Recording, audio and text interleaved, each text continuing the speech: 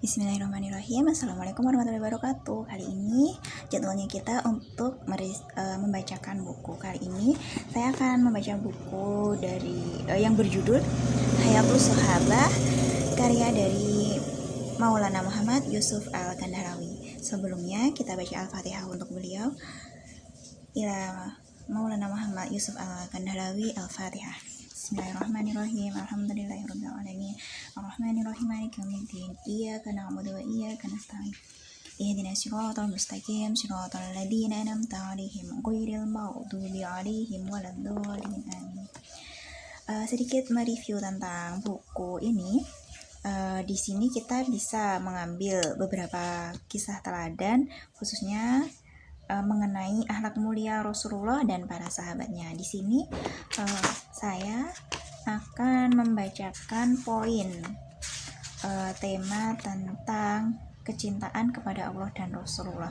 Jadi sebenarnya para sahabat memiliki kecintaan yang begitu erat kepada Allah dan Rasulullah, sehingga seperti contohnya memutuskan tali jahiliyah semata-mata untuk menguatkan tali Islam. Bagaimana kisahnya? Mari kita baca.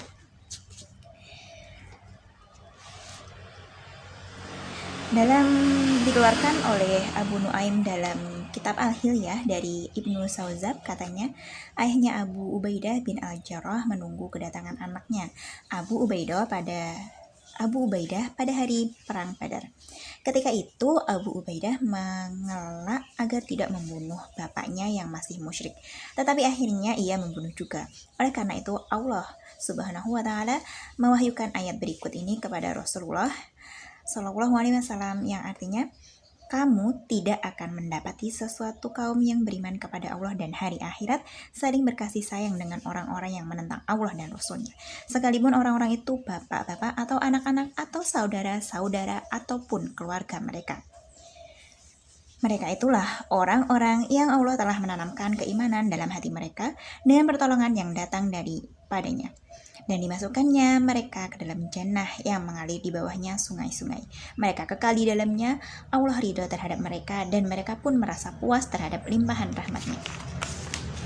Mereka itulah golongan Allah. Ketahuilah bahwa sesungguhnya golongan Allah itulah golongan yang beruntung. Quran Surat Al-Mujadilah ayat 22. Dikeluarkan oleh Al-Baihaqi dalam Al-Hakim dari Abdullah bin Sauzab serupa dengan riwayat di atas. Kata Al-Baihaqi itu adalah hadis munqati. Dikeluarkan juga oleh At-Tabrani dengan sanad jayyid dari Ibnu Sauzab serupa itu, sebagaimana dalam Al-Ishabah. Dikeluarkan oleh Al-Baihaqi dari Malik bin Umair radhiyallahu anhu yang telah melalui zaman jahiliyah. Katanya, seorang laki-laki datang menemui Nabi Shallallahu alaihi wasallam dan berkata kepadanya, sesungguhnya aku telah bertemu dengan musuh dan bapakku berada di kalangan mereka. Aku mendengar bahwa ia telah berkata-kata yang buruk tentang engkau, lalu aku tidak dapat bersabar dan terus membunuhnya dengan tombak hingga tewas. Mendengar penjelasan itu, Rasulullah SAW terdiam. Kemudian datang lelaki lain dan berkata, sesungguhnya aku telah bertemu dengan bapakku dan aku membiarkannya karena aku lebih suka sekiranya ia dibunuh oleh orang lain.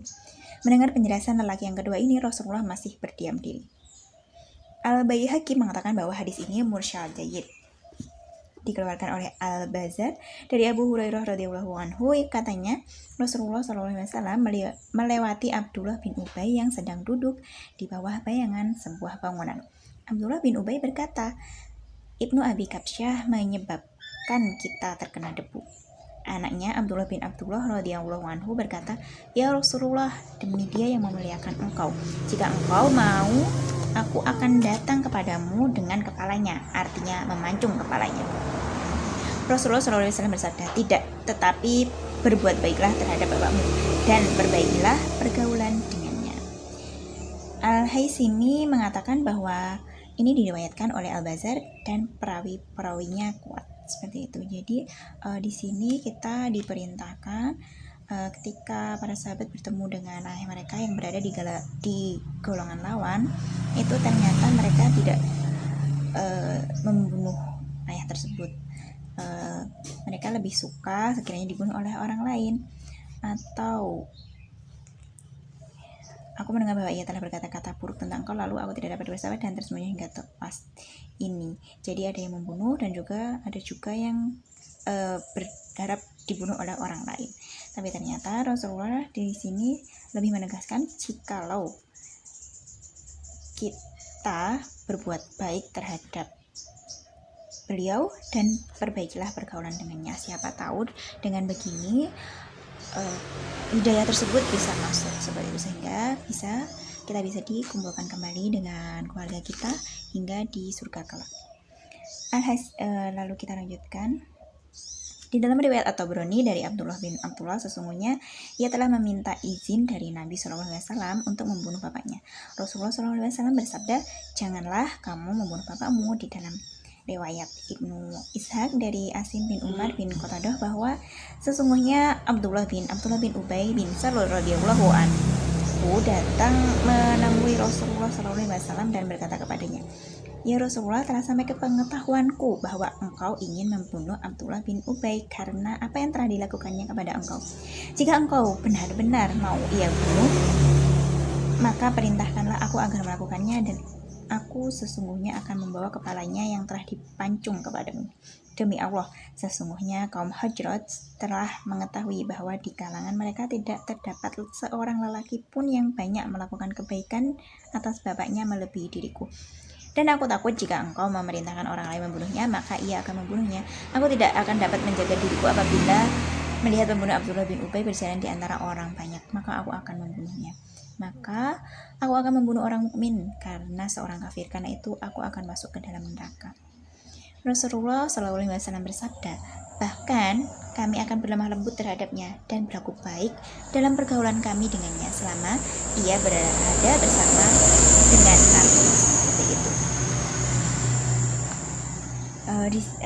Di kisah kedua ini kita bisa menyimpulkan ternyata ketika anak dari Abdullah bin Ubay ingin membunuh ayahnya karena beliau telah berencana, karena Abdullah bin Ubay telah berencana membunuh Rasulullah, tapi Rasulullah juga berpesan bahwa justru kami akan berlemah lembut terhadapnya dan berlaku baik dalam pergaulan kami dengannya selama ia ada bersama dengan kami. Seperti itu.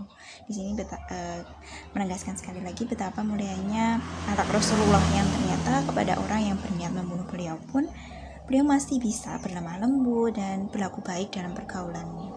Seperti itu. Dikeluarkan oleh At-Tabrani dari Usama bin Yazid radhiyallahu anha yang katanya, ketika Rasulullah SAW kembali dari Ghazwah Bani Mustalik, anak laki Abdullah bin Ubay bangkit dan mencabut pedangnya dan menghunuskannya ke arah bapaknya sambil berkata, demi Allah, aku tidak akan memasukkan pedang ini ke dalam sarungnya sehingga kamu berkata bahwa Muhammad adalah orang paling mulia dan aku orang yang paling hina. Kemudian bapaknya berkata, celakalah kamu, Muhammad adalah yang paling mulia dan kamu yang paling hina. Peristiwa ini sampai ke pengetahuan Rasulullah SAW dan takjub dan bersyukur atas tindakannya itu. Dikeluarkan oleh Ibnu Syahin dengan isnad Hasan dari Urwah, katanya Hanzalah bin Abu Amir dan Abdullah bin Ubay bin Salul meminta izin Rasulullah untuk membunuh bapak-bapak mereka, tetapi beliau melarang mereka berdua untuk melakukannya. Seperti itu. Jadi dari kisah-kisah ini sebenarnya akan banyak kita ketemui bahwa sebenarnya para sahabat itu siap untuk, jika diperintahkan untuk membunuh mereka siap.